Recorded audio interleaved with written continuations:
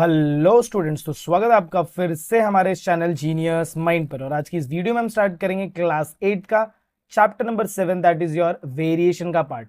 एक बार मैं आपको चैनल का नाम बता दूं, that is your JEENEUS genius and MINDS, क्योंकि बहुत सारे स्टूडेंट ये नाम ऐड करने में मतलब टाइप करने में मिस्टेक करते हैं, तो इसीलिए हर एक वीडियो में मैं आपको ये नाम बता दे रहा हूँ, ताकि आपको अगर कोई भी वीडियो को सर्च आउट करना है तो आप वो वीडियो का टॉपिक डालिए और उसके सामने ये सिंपली नाम को टाइप कर दीजिए और आपको वीडियो मिल जाएंगी।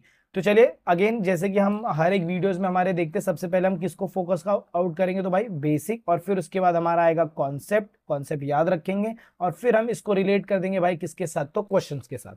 जब मैं वेरिएशन की बात करूंगा, चलिए सबसे पहले इसको चैप्टर देख लेते हैं। देखिए, जब हम वेरिएशन की बात करेंगे तो again this is the chapter number 7। 3 practice set में डिवाइडेड है, 7.1, 7.2 एंड 7.3। तो ऑब्वियस 3 वीडियो आएंगी या फिर उससे ज्यादा भी आ सकती हैं। जब मैं 7.1 की बात करूंगा तो इसके अंदर हम बात करने वाले हैं सिर्फ और सिर्फ डायरेक्ट वेरिएशन के बारे में। 7.2 बात करेंगे तो इसमें हम बात करेंगे इनवर्स वेरिएशन के बारे में। और 7.3 में हम बात करेंगे मिक्स, दैट मीन्स जिसके अंदर डायरेक्ट भी आएगा एंड प्लस इनवर्स भी आएगा। तो आज की इस वीडियो में हम सबसे पहले स्टार्ट करेंगे भाई तो 7.1 के साथ। तो चलिए, जब हम 7.1 पे जाएंगे तो सबसे पहले हम समझ लेते हैं डायरेक्ट वेरिएशन आखिर में होता क्या है। तो इसके लिए ना कुछ आपको बेसिक समझ में आना चाहिए। सबसे फर्स्ट बेसिक जो आपको समझ में आना चाहिए, प्रोपोर्शनलिटी का साइन, प्रपोर्शन का साइन। तो ये जो प्रपोर्शन का साइन है इसको आप डिनोट करते हो ऐसे अल्फा के साथ, या फिर आप इसे फिश भी बोल सकते हो, मछली का साइन है। तो अगर मैंने कहीं पर भी लिख दिया है this is proportional to this, मतलब ये हमारा क्या रहेगा, प्रोपोर्शनलिटी का साइन है। अब आते हैं हम डायरेक्ट वेरिएशन, इसको लिख लीजिए।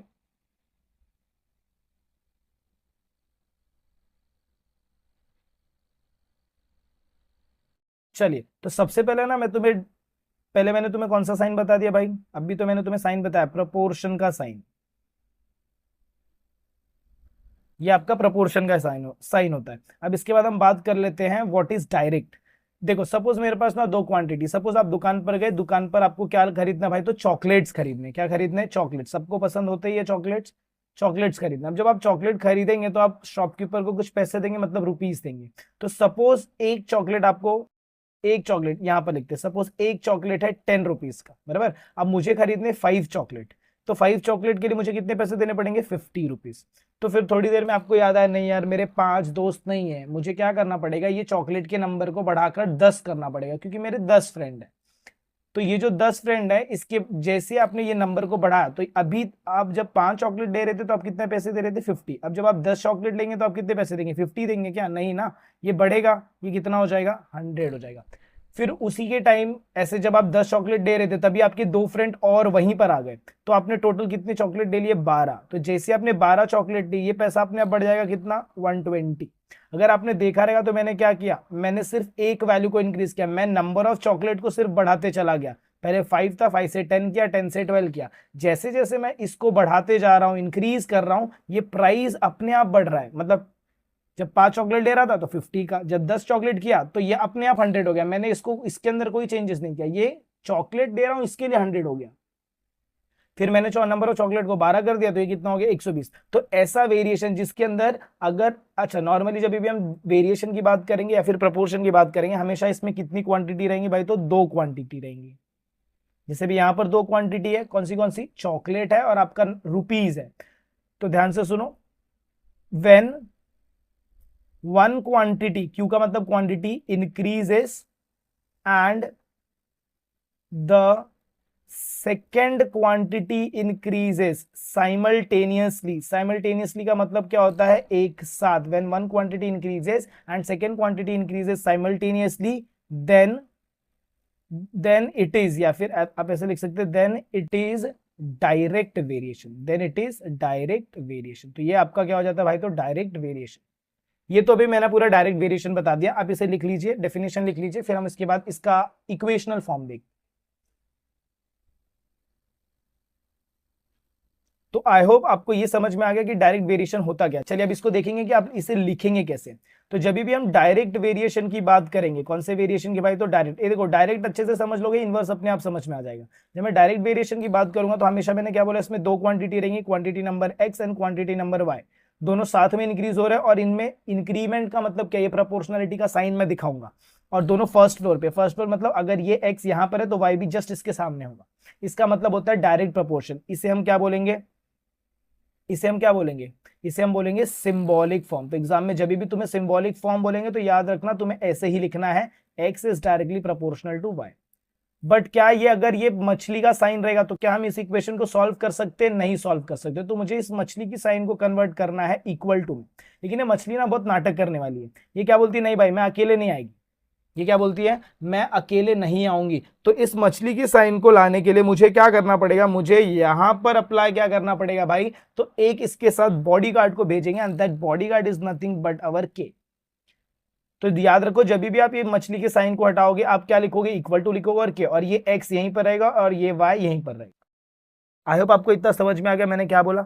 जब भी यहां पर इक्वल टू आ गया तो ये वाले पैटर्न को हम बोलते हैं इक्वेशन ऑफ वेरिएशन। क्या बोलेंगे भाई, तो इक्वेशन ऑफ वेरिएशन। एग्जाम में यही सारी चीजें पूछेंगे हम वो, ये क्या बोलेंगे, इक्वेशन ऑफ वेरिएशन। अब इसमें देखो ये x तो आपको पता है कोई ना कोई क्वांटिटी होगी, y आपको पता है। अब ये k वाला बंदा कौन है, this k is nothing but your constant of variation. What is के, कांस्टेंट ऑफ वेरिएशन। देख भाई ये पीपीटी बहुत इंपॉर्टेंट पीपीटी बता रहा हूं, एग्जाम में सब यहीं से क्वेश्चन आएगा। तुम्हें बोलेंगे राइट द सिंबॉलिक फॉर्म, तुम्हें बोलेंगे इक्वेशन ऑफ वेरिएशन, तुम्हें बोलेंगे फाइंड के, कांस्टेंट ऑफ वेरिएशन। तो यही सारी चीजें लिखनी है। आई होप आपको डायरेक्ट वेरिएशन का पैटर्न समझ में आ गया। हम सारे के सारे क्वेश्चंस को ऐसे ही सॉल्व करेंगे। तो चलिए मूव ऑन करते हैं प्रैक्टिस सेट 7.1 के तरफ। तो देखो यहां पर भी सेम पैटर्न दिया, ये आपके टेक्स्ट बुक का ही लाइन उठाया मैंने। देखो ये अब इसको आप क्या बोलोगे, x is directly proportional to y। मतलब ये कौन सा फॉर्म हो गया भाई, तो सिंबॉलिक फॉर्म। ये तुम्हारे टेक्स्ट बुक में दिया हुआ, जाके देख सकते हो। इसी को अगर मैं यहां पर इक्वल टू लगाता हूं और k लगाता हूं, मतलब मैं x is equal to k Y लगाता हूं, तो इसे मैं क्या बोलूंगा, इक्वेशन ऑफ वेरिएशन। क्या बोलूंगा, इक्वेशन ऑफ वेरिएशन। फिर यहाँ पर डायरेक्ट वेरिएशन अगर आप देखें तो ऐसा स्टेटमेंट दिया, बट इसे हम थोड़ी देर बाद। अब यहाँ पर देखो के को क्या लिखा है, के is the constant of variation. तो मैंने कुछ आपको नया नहीं बताया, सब कुछ टेक्स्ट बुक में है, जस्ट यहाँ पर एक अच्छे तरीके से आपको बताया। चलिए स्टार्ट करते हैं फर्स्ट क्वेश्चन के साथ। क्या बोला, देखो राइट द फॉलोइंग, सिंबल के फॉर्म में लिखना है। सिंबल मतलब क्या भाई, X directly proportional to Y. सारा का सारा स्टेटमेंट ऐसे खत्म होगा। तो चलो सबसे फर्स्ट क्वेश्चन का स्टार्टिंग करेंगे। तो आप यहाँ पर क्या लिखेंगे, सोल्यूशन। यहाँ पर क्या दिया, सरकमफेरेंस इज डायरेक्टली। अभी देखो क्वेश्चन, सरकमफेरेंस ये मेरा क्वेश्चन का एक पार्ट होगा, रेडियस ये मेरा दूसरा पार्ट होगा, बीच में बोला डायरेक्टली प्रोपोर्शनल ये मेरा नेक्स्ट पार्ट है। अब इसको सॉल्व कैसे करेंगे, तो सबकी जगह हम क्या लिखेंगे, देखो ध्यान से। यहां पर मैं क्या चिपकाने वाला हूं भाई, तो डायरेक्टली प्रोपोर्शनल का साइन। रेडियस है मेरा, तो रेडियस मेरा हो जाएगा, रेडियस यहां पर आ जाएगा ब्रैकेट में r, और यहां पर कौन आ जाएगा भाई, तो सरकमफेरेंस। क्या आ जाएगा भाई, तो सरकमफेरेंस ब्रैकेट में c। दैट मीन्स ये जो मेरा फाइनल आंसर होगा that is going to be, मैं इसको लिखूंगा कैसे, देखो मैं लिखूंगा circumference is directly proportional to radius. Circumference is directly proportional to radius. अभी circumference is denoted by c, radius is denoted by r। तो ये हो जाएगा मेरा symbolic form। क्या हो जाएगा भाई, तो symbolic form। Let's move on to the next question, question number 2। चलो इसमें आपको क्या बोला, देखो consumption of petrol, फिर distance traveled by the car, that is d, are direct variation। That means जब आप solution यहाँ पर लिखेंगे तो solution में आप क्या चिपकाएंगे, चलो बताओ। सबसे पहले आप क्या लिखेंगे, कंजम्पशन ऑफ पेट्रोल। क्या लिखेंगे, कंजम्पशन ऑफ पेट्रोल। फिर बीच में डायरेक्ट वेरिएशन है तो डायरेक्ट वेरिएशन का साइन। फिर यहां पर क्या आएगा, distance travelled, distance travelled by that car. I hope आपको समझ में आ गया। अब कंजम्पशन ऑफ पेट्रोल के लिए हमने क्या लिखा, एल, तो इसकी जगह मैं क्या लिख दूंगा भाई, एल। फिर डायरेक्टली प्रोपोर्शनल का sign, distance travelled by that car क्या आ जाएगा भाई, तो डी। तो ये हो जाएगा मेरा कौन सा फॉर्म, ये हो जाएगा मेरा सिंबॉलिक फॉर्म। कौन सा फॉर्म भाई, तो सिंबॉलिक फॉर्म। तो आई होप आपको ये समझ में आ गया कि सिंबॉलिक फॉर्म कैसे लिखेंगे। Let's move on to the next question, question number 2। अब देख भाई ये क्वेश्चन ना थोड़ा सा अंदर, अब हम थोड़ा इन डेप्थ चलेंगे। सबसे पहले ये ऐसे क्वेश्चंस को स्टार्ट कैसे करेंगे, देखो ध्यान से। आप यहां पर क्या लिखेंगे भाई, तो सोल्यूशन। फिर आपको क्या बोला है, let number of Apple, number of Apple आपको कितना दे दिया है, x। एक मिनट, इसको ऐसे ना लिखो, आप इसको लिखो, सोल्यूशन आपने लिखा, तो यहाँ पर आपको क्या बोला, देखो cost of apple and the number are in direct variation, that means हम यहाँ पर क्या लिखेंगे, नंबर ऑफ एप्पल ब्रैकेट में x and cost of apple bracket में y are in direct variation, are in direct variation. I hope आपको इतना समझ में आ गया। हमने यहां से ढापा है, क्वेश्चन से ढापा है। इसके बाद इसी को मैं कैसे फॉर्म में लिखूंगा भाई, तो सिंबॉलिक फॉर्म, मतलब मैं क्या बोलूंगा, नंबर ऑफ एप्पल, मैं क्या बोलूंगा, देखो नंबर ऑफ एप्पल ब्रैकेट में लिखेंगे x, डायरेक्टली प्रोपोर्शनल का साइन, फिर यहां पर क्या लिखेंगे, कॉस्ट ऑफ एप्पल ब्रैकेट में क्या लिखेंगे भाई, तो y लिखेंगे। आई होप आपको इतना समझा। अब इसके बाद क्या करेंगे, इसके बाद मैं डायरेक्टली फॉर सिंबॉलिक फॉर्म में आऊंगा, x is directly proportional to y। क्या इसको मैं डायरेक्टली सॉल्व कर सकता हूं, नहीं, तो मुझे इसको कन्वर्ट करना पड़ेगा। तो मैं इसको क्या लिखूंगा, x यहां पर आएगा इक्वल टू, फिर आएगा k, फिर आएगा बाजू में y। इसे हम क्या बोलेंगे, equation of variation. What is k, k is constant of variation. कहीं कहीं स्कूल में आपको बोला जाता है सिर्फ कांस्टेंट, तो सिर्फ कांस्टेंट लिखोगे तो भी चलेगा, कांस्टेंट ऑफ वेरिएशन लिखोगे तो भी चलेगा। अब इसको मैं क्या कर सकता हूं भाई, तो सॉल्व कर सकता हूं। चलिए अब आगे देखते हैं, अब इसको हम सॉल्व कैसे करेंगे। यहां पर आपको बॉक्सेस दिख रहे हैं, दो बॉक्सेस दिख रहे हैं। देखो एक बॉक्स आपको ये दिख रहा है जिसके अंदर दोनों वैल्यू है, एक बॉक्स ये दिख रहा है जिसमें दोनों वैल्यू। याद रखना, जो भी दोनों बॉक्सेस, जब भी दोनों वैल्यूज दी रहेंगी, ये दोनों बॉक्सेस हमेशा आपको कौन सा वैल्यू देंगे, द वैल्यू ऑफ के। और फिर ये के की वैल्यू को हम क्या करेंगे, इसके अंदर सब्स्टिट्यूट करेंगे, तो हमें ये नेक्स्ट वाला वैल्यू मिलेगा। दैट मीन्स जब मैं फर्स्ट स्टेटमेंट लिखूंगा, मेरा इक्वेशन क्या आ गया है, अच्छा यहां पर मैं एक लाइन ड्रॉ कर देता हूं। मेरा इक्वेशन क्या आ गया, x is equal to k Y, ये मेरा हो गया equation of variation. Equation number 1 put up कर दो। अब मैं लिखूंगा if x is equal to, देखो कितना दिया है, इफ x इक्वल टू कितना दिया है 1 एंड y कितना दिया भाई, तो 8। If x equal to 1 and y is equal to 8, फिर क्या करेंगे, पुट इन इक्वेशन 1। जब इक्वेशन 1 में पुट अप करेंगे तो क्या होगा, x is equal to k Y, what is the value of x, 1, what is the value of k, I don't know, what is the value of y, this is 8। अब ये multiply में इधर जाएगा तो डिवाइड, तो ये होगा 1/8 is equal to k। That means मेरा जो k का वैल्यू आ गया वो कितना हो गया, 1/8 हो गया। चलो फर्स्ट बॉक्स हमने सॉल्व कर लिया। अब हमें क्या करना है, सेकंड बॉक्स। अगर मैं सेकंड बॉक्स करूंगा तो भी मेरे को k का वैल्यू सेम मिलेगा, इसलिए मैं सेकंड बॉक्स नहीं सॉल्व करूंगा, इसको भूल जाओ। हम किधर आएंगे, डायरेक्टली थर्ड बॉक्स में आएंगे। क्या यहाँ पर x का वैल्यू दिया है, नहीं दिया। क्या y का वैल्यू दिया है, यस गिवन है। तो यहाँ पर आप लिखेंगे कैसे, देखो आपका सेकंड स्टेटमेंट जो होगा that is going to be, इसके बाद जब हम सेकंड स्टेटमेंट चालू करेंगे तो मैंने क्या बोला, सेकंड बॉक्स नहीं सॉल्व करेंगे। फिर इसके बाद हम क्या लिखेंगे, if x is equal to not given and y का वैल्यू देखो कितना दिया है, x का वैल्यू नहीं दिया है, y का वैल्यू कितना दिया भाई, तो हम ये डब्बे की बात कर रहे हैं 56। तो यहाँ पर मैं क्या लिखूंगा, y इज इक्वल टू 56। अब इसको जब हम फर्दर सॉल्व करेंगे तो क्या लिखेंगे, देखो पुट इन इक्वेशन 1। इक्वेशन 1 में पुट अप करेंगे तो क्या है, x is equal to k Y है, x इज इक्वल टू क्या है, तो के वाई है। अब बताओ x का वैल्यू आपको गिवन है क्या, नहीं, तो x को ऐसे रखेंगे। k का वैल्यू अभी अपने फाइंड किया कितना है, 1/8 आया। y की जगह आप क्या लिखेंगे, 56। फिर आप क्या करेंगे, मल्टीप्लाई, तो वैल्यू कितना होगा, 56 डिवाइडेड बाई 8। देयरफॉर x का वैल्यू कितना हो जाएगा, 7, क्योंकि आप इसको सॉल्व करेंगे तो x का वैल्यू आएगा 7। आई होप आपको ये समझ में आ गया। इसके बाद थर्ड स्टेटमेंट के लिए आओ, थर्ड बॉक्स। ये बॉक्स भी डन हो गया। दैट मीन्स यहाँ पर हमें कौन सा वैल्यू मिल गया, तो यहाँ पर हमें वैल्यू जो मिला है that is our 7। I hope आपको ये समझ में आया कि हम क्या कर रहे हैं। हमने ये बॉक्स क्यों नहीं सॉल्व किया, क्योंकि अगर इसको सॉल्व करूंगा तो भी मेरे को k का वैल्यू मिलेगा, और k का वैल्यू हमेशा कांस्टेंट रहेगा, 1/8 ही आने वाला है। इसका आंसर हमें मिल गया 7। अब इधर आ जाओ, इसको सॉल्व करने के लिए मेरे पास x का वैल्यू है, मेरे पास y का वैल्यू नहीं है। तो मैं लिखूंगा कैसे, देखो यहाँ पर आप लिखोगे if x is equal to, x का वैल्यू देखो कितना दिया है 12, और y का वैल्यू नहीं दिया। If x equal to 12 and y is equal to question mark, फिर क्या लिखेंगे, पुट इन इक्वेशन 1। इक्वेशन 1 में पुट अप करेंगे तो क्या होगा, x is equal to k Y. अब बताओ x का वैल्यू कितना है, 12, k का वैल्यू अब भी हमें मिला, कितना मिला, 8 मिला ना, 1/8 मल्टीप्लाई बाय y। अब इसको सॉल्व करेंगे तो कैसा हो जाएगा, 12 is equal to 1 into Y कितना होगा, y/8 होगा। अब ये 8 इधर मल्टीप्लाई होगा तो कितना होगा, 12 multiply by 8 is equal to your y। तो 12 8 जा कितना हो जाएगा 96 is equal to your y। I hope आपको ये भी समझ में आ गया कि हम y का वैल्यू कैसे फाइंड कर रहे हैं। दैट मीन्स यहां पर हमें y का वैल्यू कितना मिल गया भाई 96 मिल गया। अब लास्ट वाला टेबल हमारा कौन सा बचा है 160 वाला टेबल। चलिए इसको देख लेते हैं, इसका स्क्रीनशॉट ले लीजिए क्योंकि मैं ये वाला पैटर्न इरेज करूंगा। हम सिर्फ ये पैटर्न इरेज करते हैं यहां से, ये आपने लिख लिया रहेगा ना, सब नहीं इरेज करते, बाकी का आप लिख लीजिए। चलिए ये वाला क्वेश्चन देखेंगे तो इसमें आपको कौन सा वैल्यूज गिवन है। देखो यहाँ पर आपको y का वैल्यू दिया है, x का वैल्यू नहीं दिया है, तो x का वैल्यू की जगह हम कुछ नहीं लिखेंगे, y की जगह हम क्या लिखेंगे 160।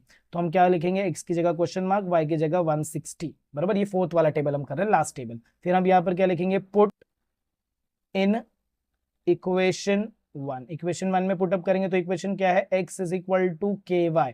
अभी x का वैल्यू कुछ नहीं दिया है, k का वैल्यू कितना है 1/8 है, मल्टीप्लाई बाय ये कितना है 160।